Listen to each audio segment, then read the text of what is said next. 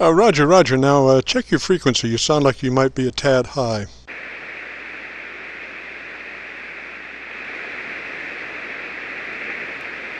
I'm on 7.18900. Roger, Roger. Sounds good. Sounds good now. Must, again, my dyslexic ears. Roger, Roger.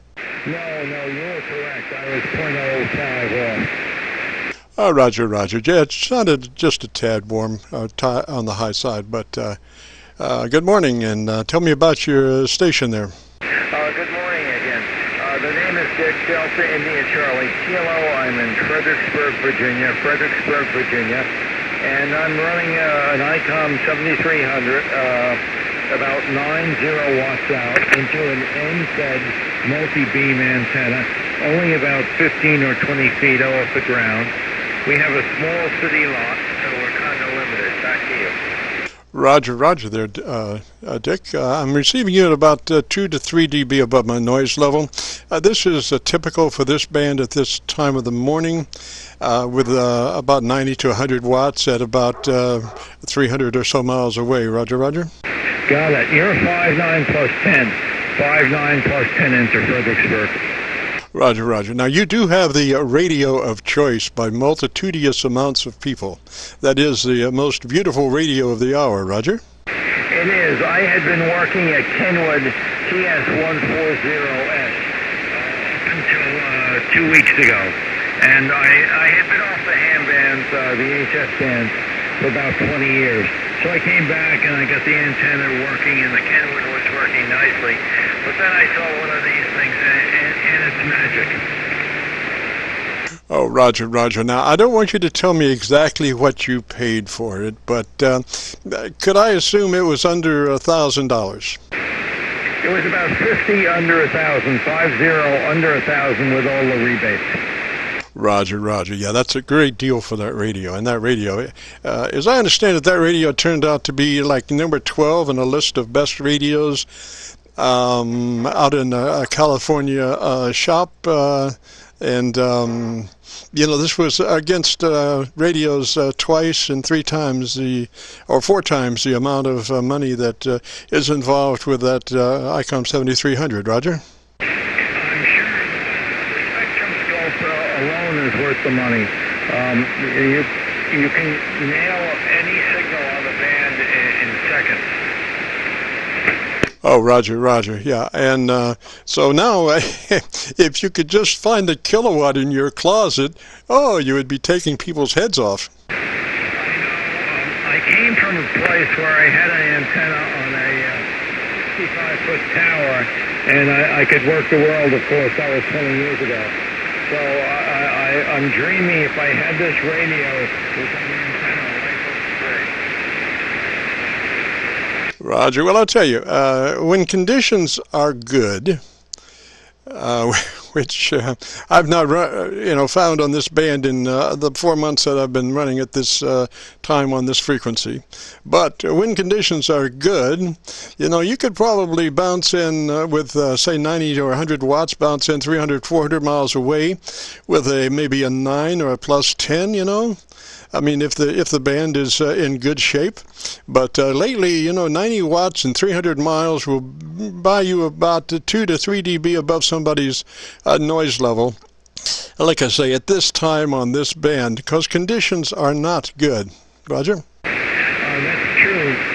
For example, this morning on 20, I worked Poland, and I worked on this radio with the power I have. I'm sure these guys have big ears on the other end. I'm sure of that. But I've been getting some halfway decent signal reports from Europe. Roger, Roger. I see you now at about maybe a maximum of 4 dB above my noise level. Yeah, and what happens is, you know, the normal reflective layer that this band gets involved with is just not very fat right now. And so, you know, if you're doing 90 to 100 watts and you're only giving somebody 300 or 400 miles away a 2 or 3, Well, where is that power going? It's not going to where you want it to go. It's going out into space. And as it goes out into space, it crosses through other layers. And those other layers do from time to time bend the signal back. The problem is that those other layers are in higher altitudes. And so when they bend the signal back, it joins the primary, although weak, signal, at the far distant point. But the problem is it comes back with a time difference, because this other layer is further out that may be reflecting it. And what happens is you have, atmospheric distortions caused by the reflective signals and the other layers melting with the primary, which is of a very low level. Roger, Roger? Got it. Yeah. Oh, yeah. So you have that little delta time, and it does distort the signal for you. So anyway, Dick, you're doing really well with that radio, and I think you will love that radio. The more you use it, the more you will love that 7300, Roger. Well, it's taking me a good bit of time, actually, to get through it and to understand everything that's going on with it. But it has a nice little tune-up, and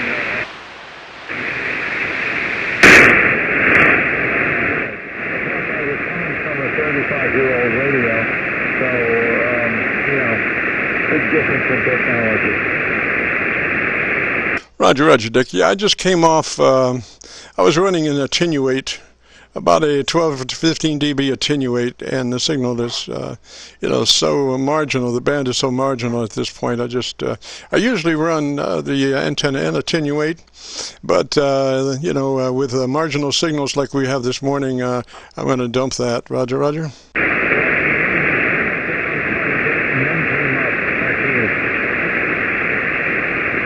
Gosh, you're now about dB and a half to 2 dB above the noise level. Roger.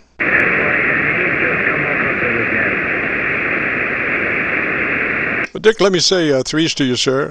You have faded down now, but maybe we can get together later. I will be posting this Qso-Vlog on my YouTube page. If you want to hear what we got this morning, you can go to YouTube and do a call letter search for Kilo Charlie 9, Victor Kilo Victor. Kilo Charlie 9 Victor Kilo Victor will take you to the Qso page, and this Qso will be entitled My Group Air Check, and the date 10/5/18, and the frequency 7189. So it will be the Qso will be entitled My Group Air Check. Can't read my writing here. 10/5/18. And the frequency 7189. Roger, Roger. Very good, Jim. The other amazing thing about this radio right now is when I'm looking for stations or a little bit of frequency, I can record the Qso and then verify I've got the right call in the book. Back to you. Oh, Roger, yes, it has some very nice features. Roger, Roger. It does. Well, Jim, I'll let you go. I'll say 7-3s, and I'll pick you up on your YouTube posting then. This is Kilo Bravo 4, Golf Echo Yankee, clear with you on your final. Roger, Roger, Dick. Threes that away. Come back one more time with your location.